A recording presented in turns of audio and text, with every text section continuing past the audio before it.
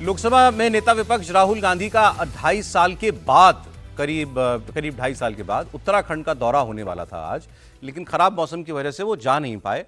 Rahul Gandhi private helicopter से Pantnagar airport तक तो पहुंच गए दिल्ली से, लेकिन पंतनगर से फिर वो आगे नहीं जा पाए। अल्मोड़ा उनको आज जाना था, पौड़ी का भी कार्यक्रम था, लेकिन नहीं जा पाए। इसके बाद उन्होंने पंतनगर से ही अल्मोड़ा की एक जनसभा को फोन पर संबोधित किया और उसके बाद वो दिल्ली वापस लौट आए हैं। कांग्रेस के मुताबिक रैली में करीब 30,000 लोगों के पहुंचने की तैयारी थी, लेकिन राहुल गांधी कार्यक्रम स्थल तक ही नहीं पहुंच पाए। तो कई लोग जो फोन पर वो संबोधन दे रहे थे उसको सुनने की बजाय वापस लौटने लगे। कुछ लोग, ऐसी भी चर्चाएं चल रही हैं कि लोग नहीं जुटे थे इसलिए वो नहीं गए। अब इन दोनों में से क्या बात सच है, इसकी बात हम लोग करेंगे। और राहुल गांधी ने फोन पर अगर उनका कोई जो वो संबोधन कर रहे थे तो वो तो उसको सुनवा दीजिए। वो बोलना क्या चाह रहे थे, किस विषय पे आज वहां पर चर्चा करना चाह रहे थे। नमस्कार। आज सुबह हम दिल्ली से उत्तराखंड आए। पंतनगर से अल्मोड़ा हमारी हेलीकॉप्टर की फ्लाइट थी।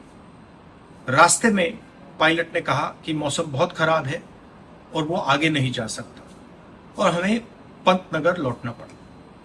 मैं चाहता था कि आज मैं आपसे मिलूं और उत्तराखंड की जो पॉलिटिकल सिचुएशन है, इकोनॉमिक सिचुएशन है, इसके बारे में बात करूं, उत्तराखंड के भविष्य के बारे में आपको बताऊं।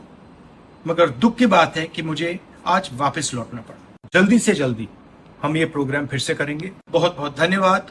जय हिंद, नमस्कार।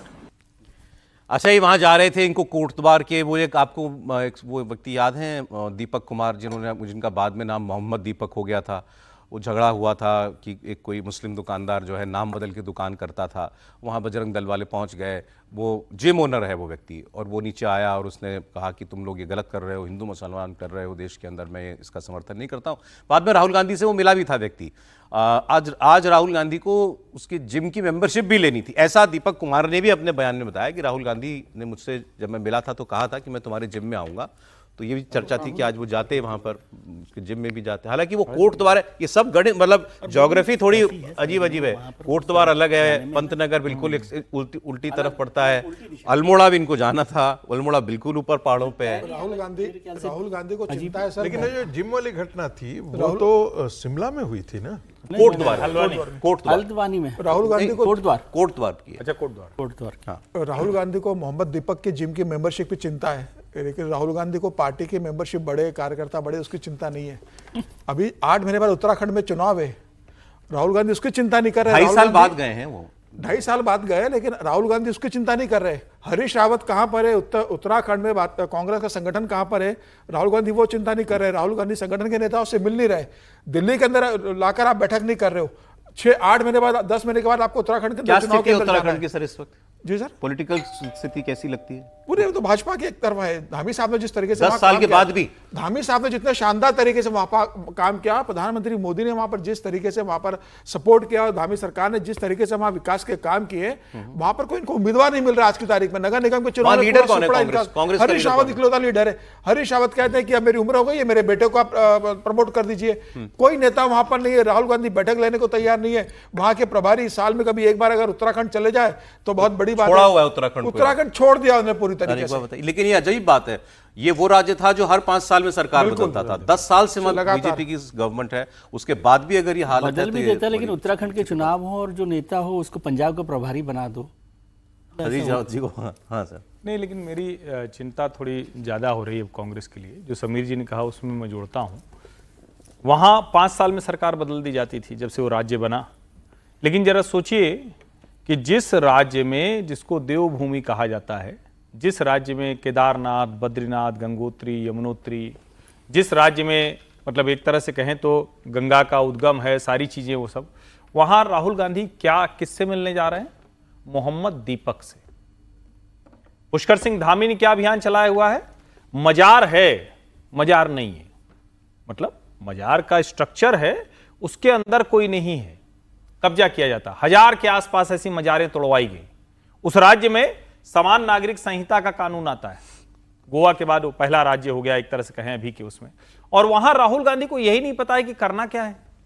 राहुल गांधी वो उस आदमी के लिए जा रहे हैं जिसने अपने नाम के आगे सिर्फ मोहम्मद लगा लिया, इसलिए वो उसी के चले लिए जा रहे नहीं जा रहे, वो दो सभाएं हैं, एक लेकिन- इनको एक सैनिक सम्मान कार्यक्रम भी करना था। हैं। ठीक बात, लेकिन नैरेटिव वही है, पूरा सोशल मीडिया जो कांग्रेस का है वो उसी पर लगा हुआ है। सवाल यही है कि क्या उत्तराखंड को लेकर सचमुच कोई इसकी, हरीश रावत बहुत बड़े नेता हैं, मुख्यमंत्री रहे हैं, सब कुछ बहुत अच्छा है, लेकिन अब एक तो वो उस अवस्था में नहीं है, अब तो उनकी उम्र भी हो गई है, और दूसरा कोई लीडरशिप वहां नहीं है।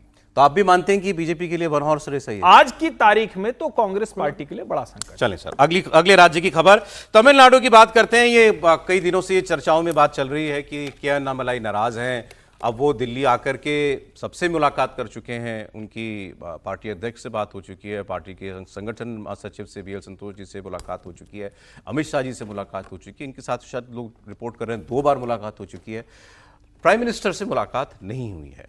अब या तो कोई फाइनल बात वो तय कर लें या पार्टी तय कर ले, उसके बाद उनसे मिलेंगे, ऐसी बात हो, या फिर मुलाकात अगर कुछ बात नहीं बनती तो शायद ना भी हो। लेकिन यहाँ तक कैसे पहुँच गए अन्नामलाई कि ये बातें भी होने लगें कि वो पार्टी छोड़ रहे हैं? अन्नामलाई को पार्टी ने बहुत दिया, इन्होंने पार्टी के लिए मेहनत भी बहुत की। बात अब यह है कि स्थिति क्या है, फाइनल मतलब पता क्या चल रहा है, ये है पार्टी के साथ या नहीं है? देखिए, अभी तो किसी को पता नहीं है कि वो पार्टी के अंदर हैं या पार्टी के अंदर नहीं, दोनों प्रकार की खबरें आ रही हैं। एक तो कि ये बात तो बहुत पुष्ट हो चुकी है कि नितिन नवीन को उन्होंने अपना रेजाइनेशन सौंप दिया था, लेकिन जो अमित शाह जी के साथ जो उनकी तस्वीर आई तो उसमें लगा कि कहीं ना कहीं जो है वो रिकंसिडर करने की स्थिति में है।